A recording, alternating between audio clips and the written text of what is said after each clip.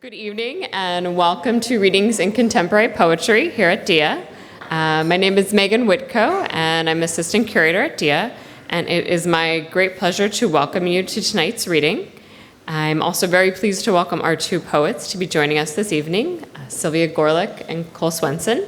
Thank you both for being here this evening and for generously agreeing to be a part of this series. So Readings in Contemporary Poetry is a part of the Sackler Institute at DIA Art Foundation. And we also want to extend a very heartfelt thank you to Levy Gorvey Gallery, who provides major support for this series. Additional support is provided by public funds from the New York City Department of Cultural Affairs, as well as our media sponsor, the Brooklyn Rail. And we also want to thank Brooklyn Brewery for the complimentary cold beverages. And we are deeply appreciative of the assistance from all of DIA's staff in coordinating this series, particularly Mary Catherine, Max, Francesca, and Maria. So I see a lot of familiar faces tonight, which is great. But if it's your first time here, I'll just give a quick overview of our events. So we have following the first reader, we'll have a brief 10-minute intermission before resuming with the second speaker. And we have titles by both poets, brand new books, I think, for sale during intermission, if you're interested. And then we'll resume with our second reader of the evening. So without any further ado, it is my great pleasure to welcome series curator Vincent Katz, who's going to be introducing our first speaker for the evening. Thank you.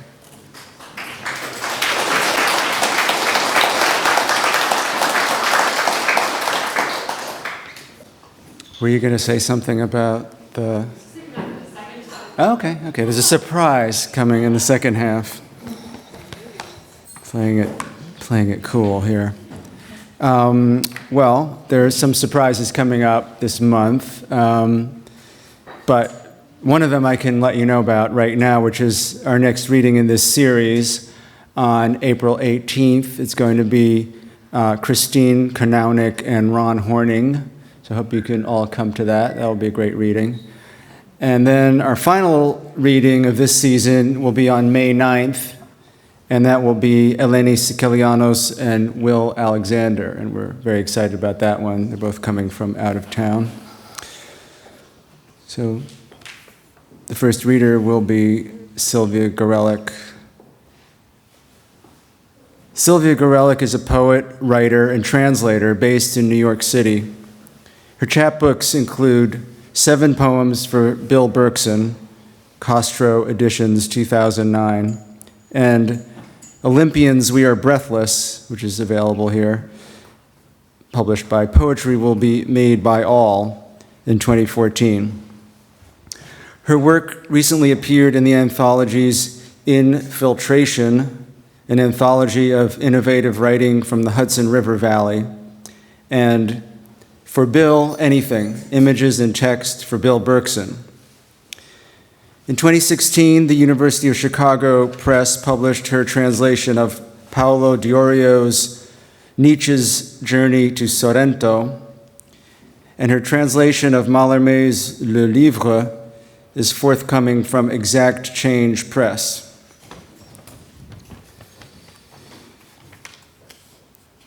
Sylvia Gorelick's phrases shape shift, meaning moving from one to the next and back again. There seems to be something French about this, something Cocteau might have thought about, and as well, American poets who steeped themselves in French poetry. But there is, too, something refreshingly contemporary in Gorelick's verse, and that is an attitude that cannot be pinned down precisely to details in the poems, but it hovers over and around them. A recent poem of hers begins, quote, "Emerging somehow into power, you see the fog fall in and out of night and women on the street." You might expect women on the street to be the beginning of a new phrase, but it's not. The sentence ends there. The you of the poem is emerging, making one think of the phrase an emerging artist, as well as someone literally emerging from a building onto the street, or from the fog into clarity.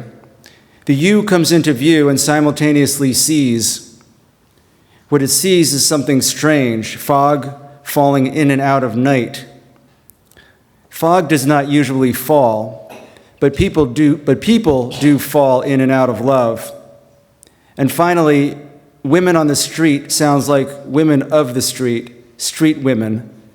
Not necessarily what that phrase once might have connoted, but simply women whose natural place is the street. All these ideas are triggered by language that feels natural, unpressured. And so it goes in Gorelick's poetry. The words are chosen precisely and the rhythms are eloquent.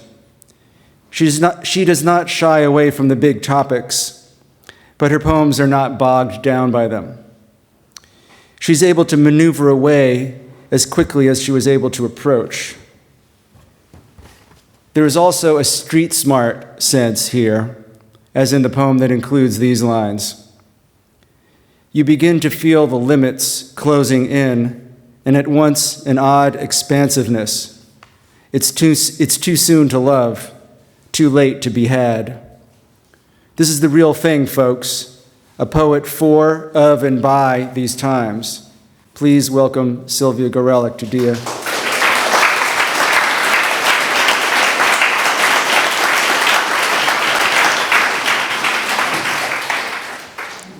Thank you, Vincent, for that wonderful, generous introduction. I'm going to read all poems more or less written in the past year, and a couple of older ones. So this is called Poem. Emerging somehow into power, you see the fog fall in and out of night, and women on the street. Days go by in a vertigo of wills and wanting some word to reach to reinvent what seeing means. Once you wake to war in your country and the games are all over, you want to shatter, but shattering can't be had. Lifelines moving through us. We are only a few hours into dark, and already time disappears through our hands. The truth does not exist, it's everybody's angel. All the things that keep us from thinking. There's a difference between the abstract body we love and the body suddenly precarious, sheltered by danger. There is nothing outside representation but the trembling core and us inside it. A void. A void can open in anyone's heart and let in angels of chance. On the subway platform, there's a chasmic feeling the future narrows like enemy eyes in unnatural speed. I look back into summer and the times it held together and the spaces it tore apart, beaches away. I turn inside a stomach of contingency. Sometimes I realize I don't know myself, and I like it that way. Contracur to the Greeks, they can have their self-knowledge and rituals of sacrifice. It's good enough to be casually outside yourself. The world is just its own reflection in a terrible glass eye, bulged and out of step with my particulars. We must be careening towards something, but who knows now that progress has opened its ugly mouth and left us in the lap of imminence. I am always under eyes unless I'm in my room where only voice can get me through the windows past the bay.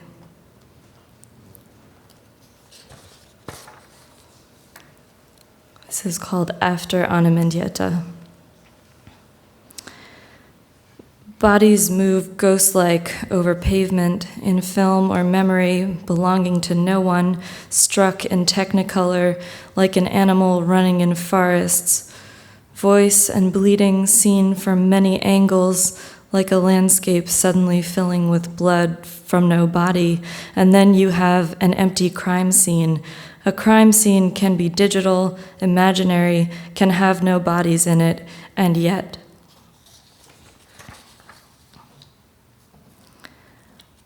This is a poem I wrote for Maya Deren's film At Land recently, and I got to read it with the film. So there was so much filtering through the language and the images. So I hope that it somehow communicates itself on its own. At land, after Maya Deren.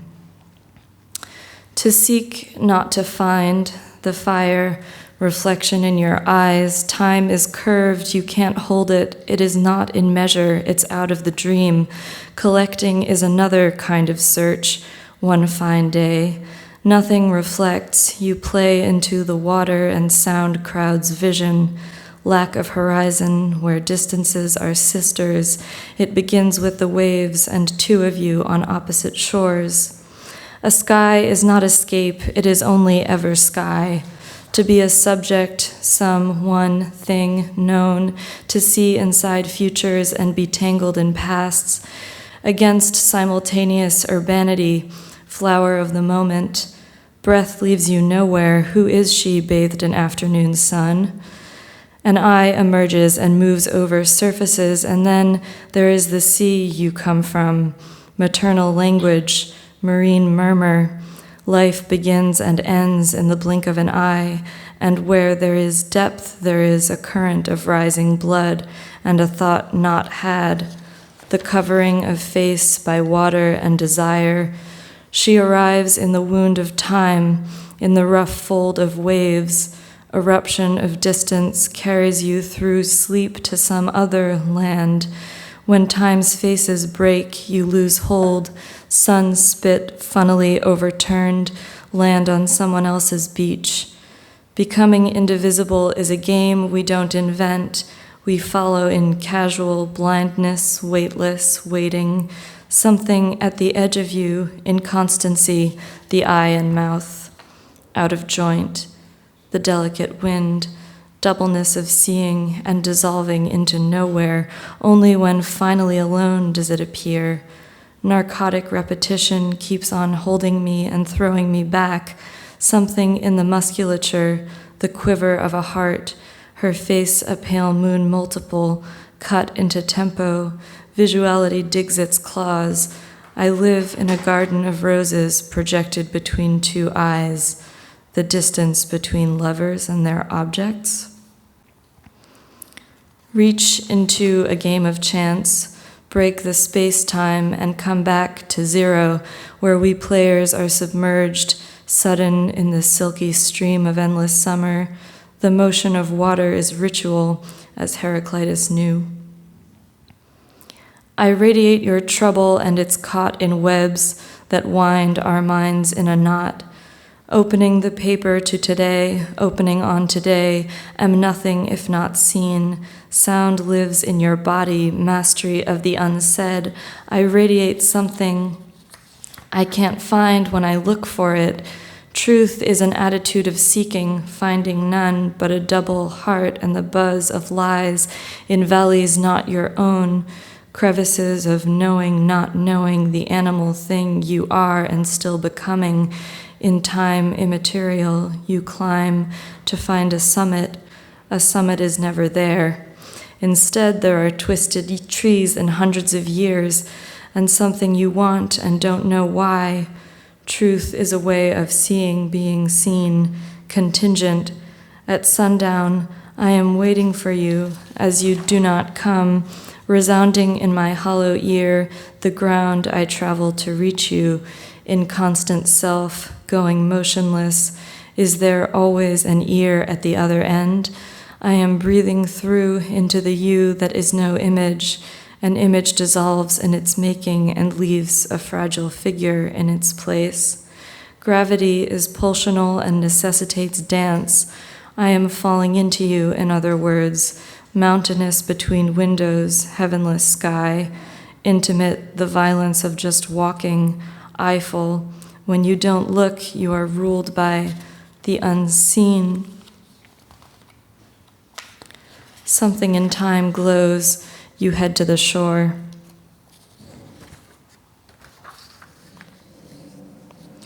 This is called Inner Dialogue, after Maria.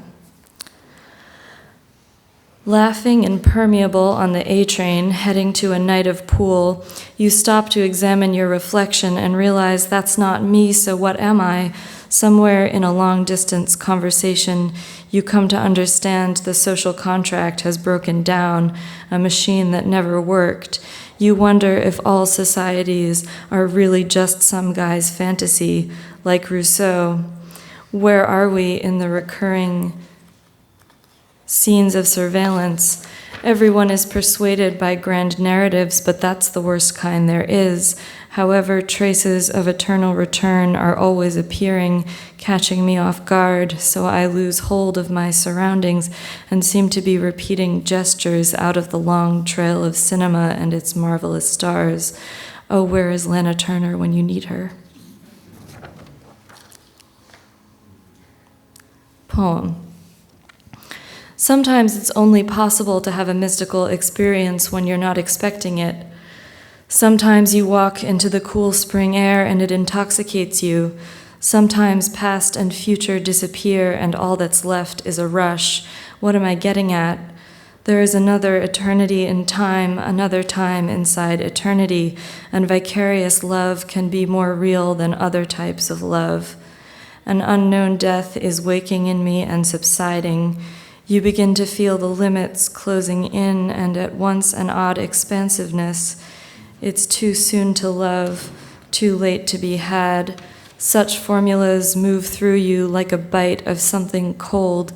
Air turns to light, you are trapped in. No winning, you remember. And the formulas pile up and keep sedating you, and power is a hidden thing that chases you through night.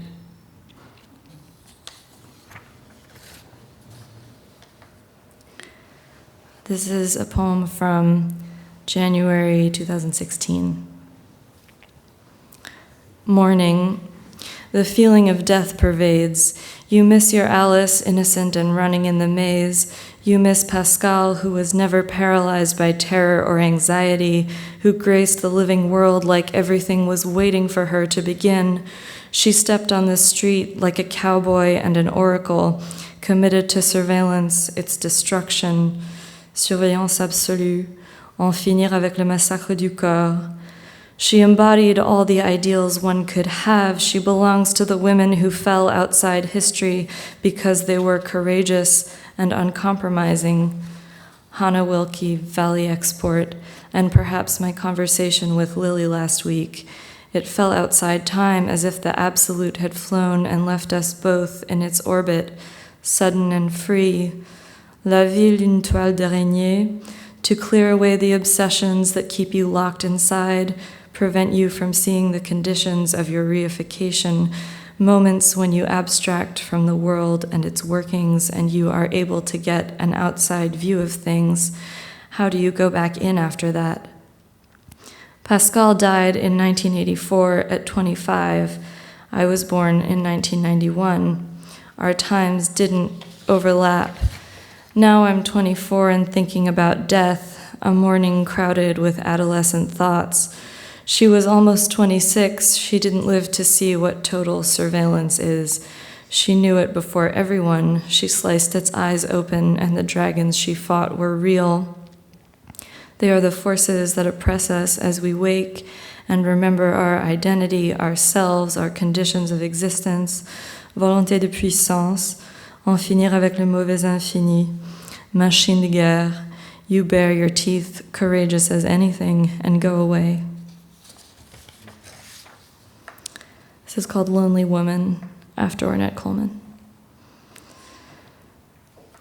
Stay in line and hold it out of mind. We are only going somewhere any day. Love is not a thing to hold like money. It is hard and even present, away from you and close again, protracted somewhere, in longings no truth can touch, and the hum of the tracks, the facts against you, sitting up till dawn. You keep on losing faith.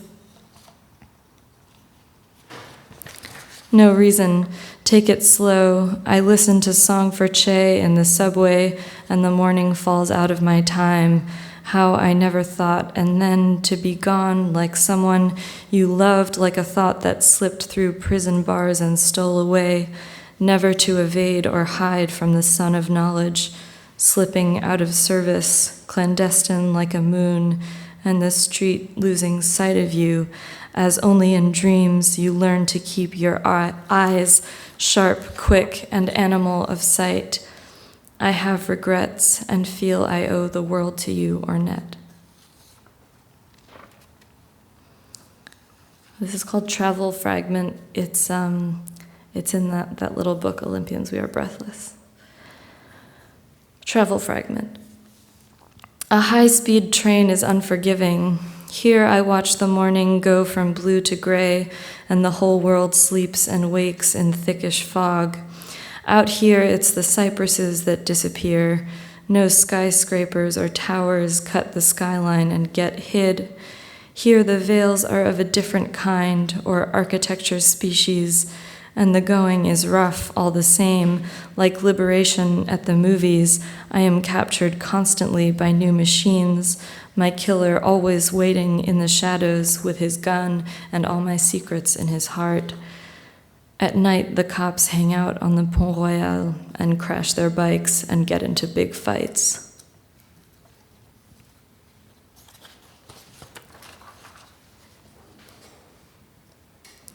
This is called Footsteps on the Sand.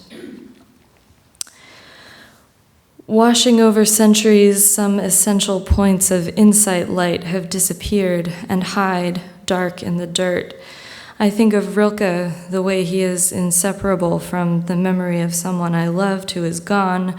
Orpheus was never more an angel once than then, and stuck in the onrush of a hateful charm.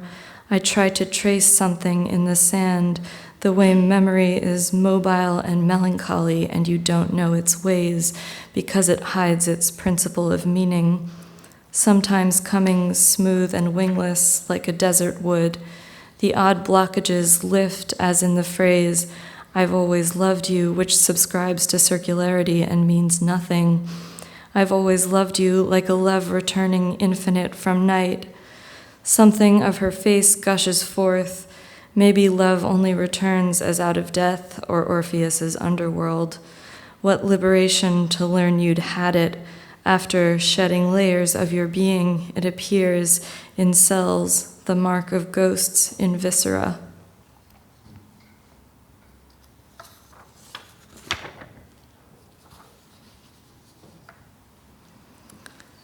And I'm going to read one part of a longer poem that's called For Lily.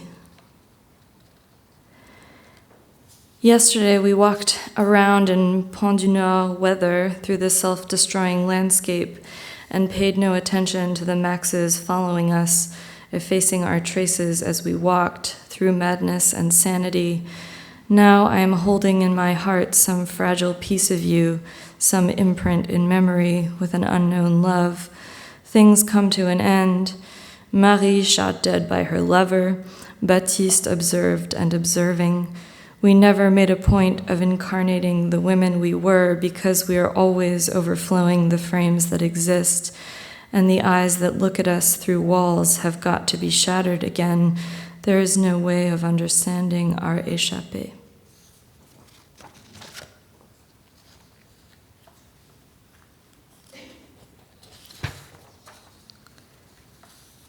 And I'm going to close with a poem called Days After.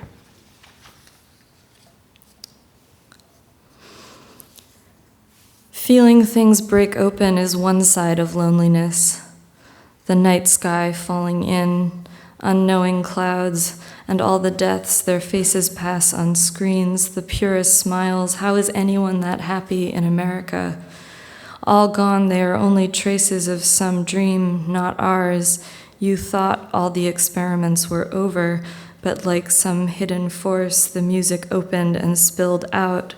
Blood and music hinged together, the seams disappearing, my thinness of vision nearly senseless, the visible and the invisible. An open wound is never lacking where you look for it. A shadow falls on all those memories, a violent end for knowledge. Life is resilient and quick to burn. You say no more dying again, and then it happens. Skies fell on your dailiness and crushed another body, written into passion. How you dream of this and dreamless keep recurring, like a night broke open on the floor or in the square, too late for occupation, and so you grasp at something of the self and find your empty hands exposed. Desire becomes you, you fall in it, and all is history, no life to live. The light is fragile, sometimes words are difficult. You swim in them as the day closes in and the sun resists its setting. Thank you.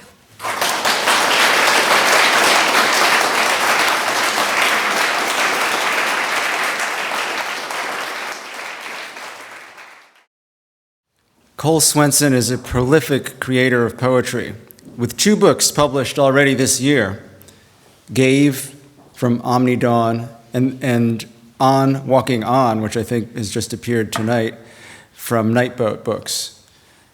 Her other books include It's Alive, She Says, Newman, Noon, O, Goest, The Glass Age, Hours, Greensward, Stile, Gravesend, and Landscapes on a Train. She has translated into English over 15 volumes of contemporary French poetry. Swensen is the co-editor of American Hybrid, a Norton anthology of new poetry. She divides her time between Paris and Providence, where she teaches at Brown University. Cole Swensen brings a breadth of knowledge to her poetic adventures. She likes to write about both places and people who have thought and written about those places, thus fashioning a layered document of her engagement with location and subject. But there is more to it than that, and the more is movement. In 2 of her most recent books, she highlights the instability of a moving subject. In Landscapes on a Train, she documents the rapidly passing sights glimpsed from a moving vehicle. Always she is aware of the visuality, in painter's terms, for example, of what she sees. Quote, trees with leaves green backed by silver, turning wherever the light, what small light, is taken in. Tree with light painted on, then tree with points of dark, which are birds or fruit that build slowly up into a night. This composition intriguingly has the look of prose as poetry. But when one looks closely, one notices that the beginning of each printed line begins with a capital letter, marking it as the beginning of a line of poetry. The structure seems like prose, but the sound exerts a dominant force on the sequence, subtly shifting it to poetry. In On Walking On, published this year, Swensen shifts from the speed of the locomotive to the relative languor of ambulation. She takes up some famous walkers, Chaucer, Rousseau, Thoreau, De Quincey, Dickens, Sand, Apollinaire, Woolf, et al., and writes through their experiences into her own. In a piece titled Nerval, she writes, now we fall upon Apollinaire, spread out in a thin layer over the whole of Europe in a single night's walk across Paris. On Walking On is a book dedicated to wandering, to detour, to the dérive, to la flânerie. But it is simultaneously a book firmly rooted to a clear-eyed literary investigation of how these writers, mainly men, were able to envision their own times and, on occasion, under the right influences, to break free from their strictures. It seems Swensen in her poetry is involved in a similar quest. Please welcome Cole Swensen to DIA.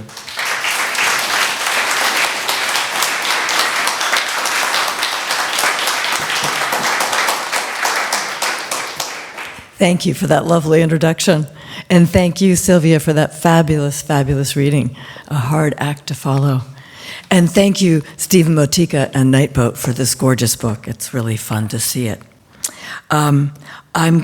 It's composed of 7 serial poems, each one of which focuses on a text about writing by a text about walking by a writer who is an obsessive walker, or just a habitual walker, an inveterate walker. And then in between the 7 series are little series of single-page poems on writers who were also walkers. So I'm going to read the opening 2 from each of the serials, and then a few things in between.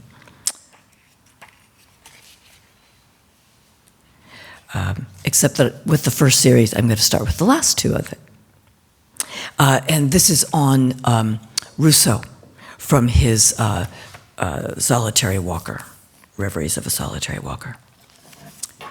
There's a visceral relationship between the pace at which you walk and that at which you write, as if the line of stones edged the road, seemingly accidental and accidentally even, the spine of a ridge equally incident in its perfect alignment with the line of the road itself, walking alone the few hours each day he could spare for that occupation, saying, "I am crushed in man and on this dust."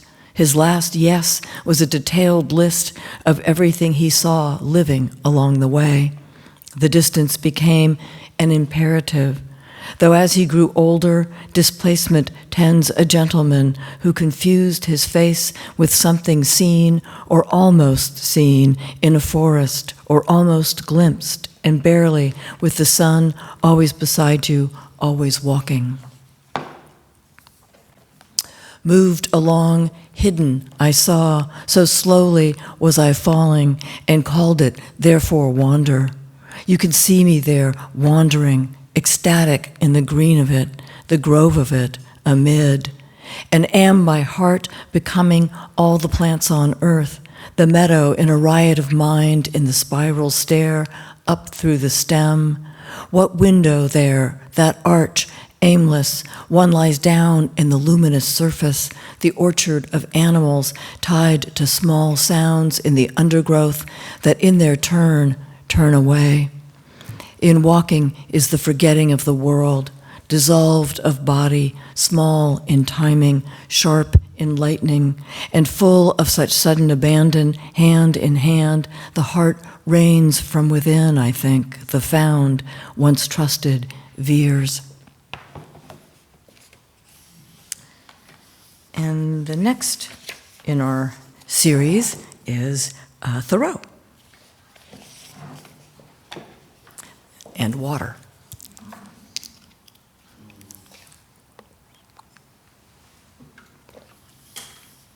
And this is based on Thoreau's essay, Walking. Thoreau's famous lecture, Walking, started out as part of another lecture titled The Wild, but grew apart, in a sense, wandering off. He often walked for several hours a day, gradually becoming indistinguishable from everything around him. If you walk in complete silence, other beings are not forced to arrange themselves into recognizable things. He brought the 2 lectures back together in the 1860 essay, Walking, in which he most clearly defines his concept of wildness. As a door within most animate things, he saw or thought a flight of steps, and endlessly rising, the wild in body becomes the self, becoming more and more an emptiness, seen from the back, headed backward through trees that walking exceeds. Thoreau used the word wild not as an adjective, but as an exile sifting an estranged country through overhanging leaves. He watched internal distances increase as walking precedes time and is its single necessary condition of possibility. He walked until the incongruity slowly aligned until the body finally fit the silhouette exactly suggested by the sun. The sun that ate holes in the leaves to let the sun pass through the burning paths he passed through, the woods that turned the sun green.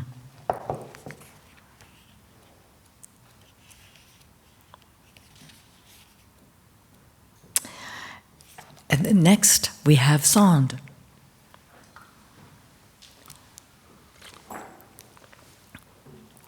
George Sand wrote a lovely little book called Promenade autour d'un village, which is not well known at all, but it's a real gem. The first walk. They set off along the river, literally on white horses, George Sand and two friends, listing shades of green, counting leaf by leaf, tree, sheen, and a translucent insect almost invisible at the tip of a blade of grass. One friend was an etymologist in search of certain cocoons, while the other, although an artist, was also looking for an insect, a common blue butterfly, but a perfect one. They walked on, late June, 1857. The insect as pearl, the insect as chime, the insect as amethyst gilded in mica. This is what it's like to take a walk with an entomologist. A flight of crickets suddenly ignited by a hand brushing across the top of the reeds, and into the studded sky we breathe through the branches, we filtered through grasses, we occupy. Butterflies, he claims, though migratory, never cross a sea, never still a step beyond, yet said that only something small could I believe.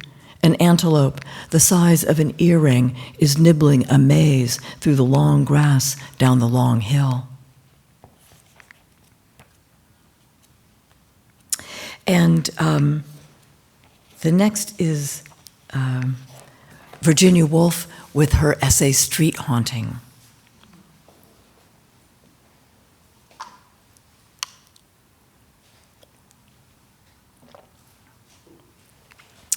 If shadows come in groves, Virginia Woolf preferred London in the dark of an afternoon whose pale islands move from lamp to lamp, anonymous beneath, and then a grove of sun, slanting to the last, as if in walking on, a tribe of them was made.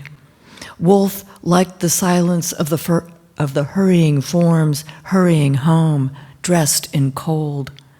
As a city, all is surface, or a succession of surfaces that change texture and color, all its grays upon a gray, filtered in shadow, amber to a window, climbing, as does the gaze that caught above the trees a window's other lights, and these, as if we, turning over or around a slower hour, held the hour back.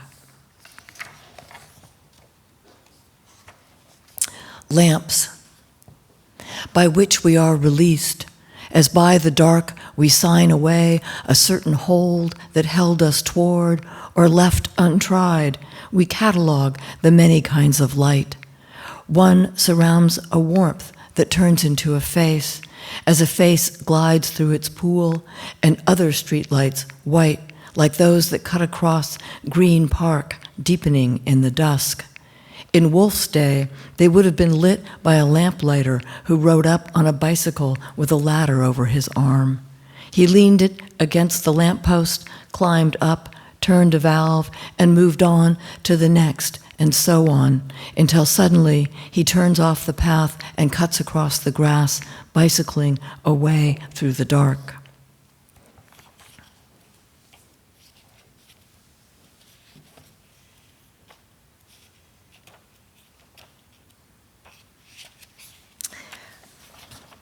And next we have Robert Walser, who has, again, a little book. It's just this gem called The Walk. And Susan Bernowski recently translated it into English. Walser, the walk. For Walser, a walk usually began by putting on a hat among a room of ghosts to the quiet end, if one could walk the lost. For Walser, to walk was to unfold an origami bird as a door unfolds a world. If there was a child there, the sun spun, and off he walked on that. He knew that a planet, too, wanders open in a field of asters, and watched the terror vanish, falling with the trees into darkness. You walk the dark to recall a specific point in an argument in which you saw something delicate fall apart, in fact, to pieces. Walser leaned down to pick something up from the dusty road, and from the dust alone, Walser thought the form of a road beautiful in itself, citing that its joy exists outside of time, or rather beside it. So Walser walked along the side of the road, singing under his breath to the grass.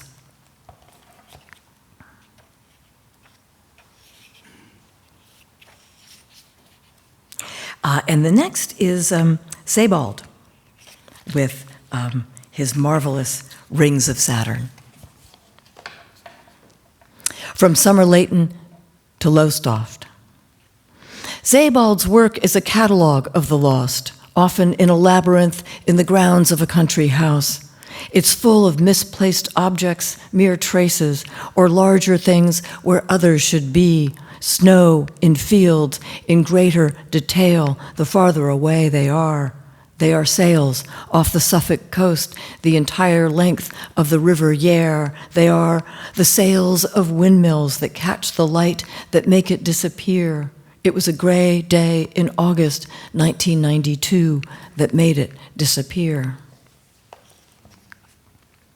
What is striking in Sebald is the way in which he used walking, or writing about walking, to release himself from the practice of time. The sentence is, he says, a funeral cortege, and wanders off. In the sleep of Lebanese cedars, in the sleep of a vapor trail just over the trees, dream the incandescent glass houses of Summer Leighton lit by gas. Huge conservatories built of orchids with panes so thin they explode in the sun, and every fragment of every one glints, hundreds of thousands, creating as many tiny blind spots across a blinding afternoon. And the last series is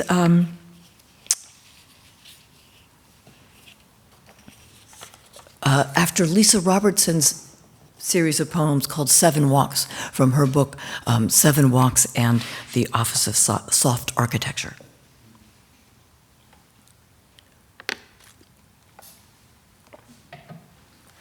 The first walk. We are guided, we, foxed and shaded, sliding over the surface of civilization, which is reading behind us or reading inside us, is a civil contract shattering in its choices. There is the styrofoam cup and the paradise that is likely not quite ready for us, crushed. The petal in the hand that disappeared within. The petal was another one. It undid. Then one again, one pale room over the market turning pink. It is early in the rhythm of the theater of the soon. We walked the vowel into an archive through windows rent apparent by bombing, entirely morning.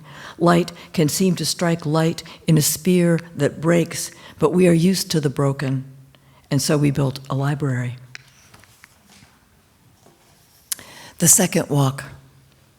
And thanking memory, we spent every afternoon in a park, hiding a different century. My guide with the endless peaches, and then suddenly a fig.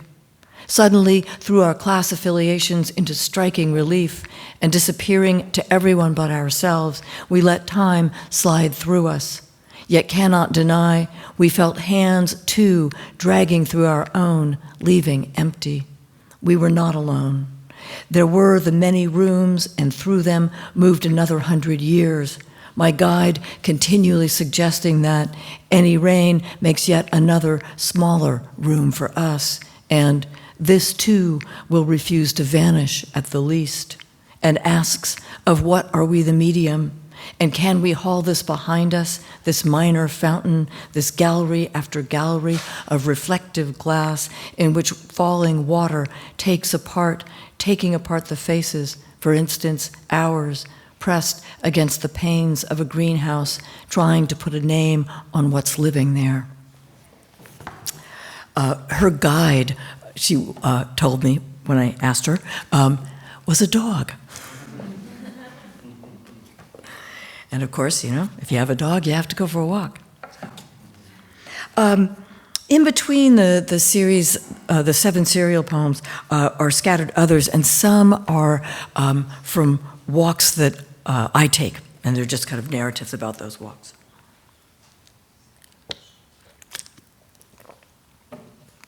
A walk on May 17. On a quiet street, narrow, a street lined with shops and very few people, on a night with warm light still around and all is calm. I'm walking east on the quiet street, 9 p.m., when a very well-dressed, even elegant and handsome man, mid to late 30s, smiling, stops me. I assume to ask directions and then asks for spare change. The street is calm. The night is still warm and it's still not yet dark. 10:15, and a man is walking his cat. Unlikely, I know. He knows it too, but it looks like an established routine. Man goes one way, cat stays at corner. Man comes back, making hear noises. Cat goes the other way. Man follows. The street is calm. It was a really interesting exercise because I was walking intentionally to write the poems. Normally I just walk, you know, but I was having this, it was just a matter of shifting attention, and I would only write something if something kind of unusual happened, but by the shift of attention I realized that there was always something unusual happening. A walk on June 7. Summer has finally arrived and the whole city is out at midnight. Hundreds, even thousands of people along the river, filling pretty much every square inch of the stone quays with picnics. From where I've stopped on a bridge, I notice one group in particular because they've started a fire, which seems odd as it's really quite warm, and I watch it get larger and larger.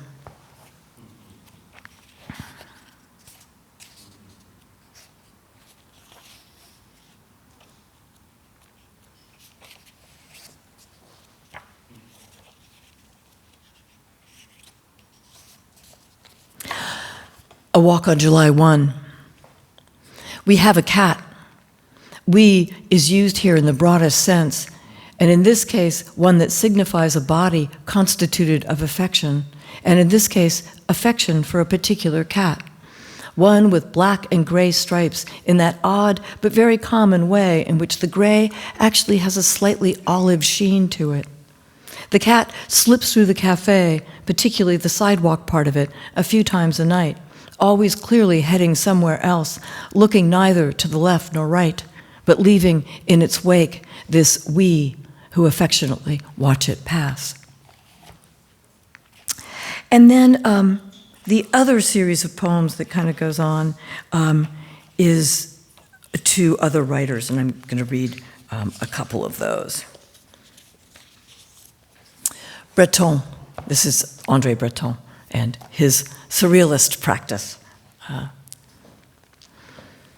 Walking is, as the revolution said, you tend, according to Breton, to turn around and gasp, though he did not himself but slightly graze, admitting that pacing has a different stature entirely, green, walls, clipped of trees, that suddenly flowered in just such a way as walking, a matter of choosing an arbitrary city on a map, and trust upon the dust we are to entroop and entower. At every corner we hour, is to say once we walked into the marrow, and everyone who followed him. I have a small maze at the heart of which a person splits or drifts away apart, letting the city float off on a different history in a private country of private signs. And this is Debord, Guy Debord of The Situationists. À la dérive, I should say, the Bièvre is a river that is covered over, and it runs through Paris, but it's been paved over. À la dérive de la Bièvre de Guy Debord, who could sweep through any city on a curve, could river aloft, even an old river knotted in the middle of the night can be traced by its heat. Debord, who refused to follow the meticulous scent, only a city could. In such debt, could a city disarticulate its flickering grid. In walking is the destruction of city planning, the dehousemanization of the mind on an October afternoon, filtered light, fingering a break in the seal cast aside. Decades later, a group of young people got into the habit of walking a straight line across Paris, no matter what buildings, rivers, or other obstacles happened to get in their way. They unlocked the genetic sequence, and not without effect on the English enclosure acts of the 18th and 19th centuries, though this is difficult to document, which is one of its principal strengths. And I'm going to end with two short ones. He's not very well known in this country, but Burckhardt, Lucius Burckhardt wrote a series of essays on strollology. And it was a matter of, it had a kind of a sociological base for him, and it was a matter of how you paid attention to a city and the different kind of attention that you place when you're walking. Burckhardt, strollology, a diagnostic practice in the service of urban planning. It all looks so different on a stroll, in which there is time coming in at various angles of flat description against the soft sound of something splitting. We construct the convergence breaking into space, which is, by its very nature, irreducibly ambiguous. Only at the level of the stroll, as F. Gross demonstrates, it's not a matter of relative speed, but of not being in a hurry. And yet, I was in time, he said, regretfully. And I'm going to end with one after Harriet Mullen's Urban Tumbleweed. And as those of you who know the book might remember, it's a series of tonkas, so 31 syllables. So this is 31 syllables. Mullen. The peach tree had its syllables arranged, had its syllables changed to rain. You ask if the sun is only a year and a day. Thank you very much.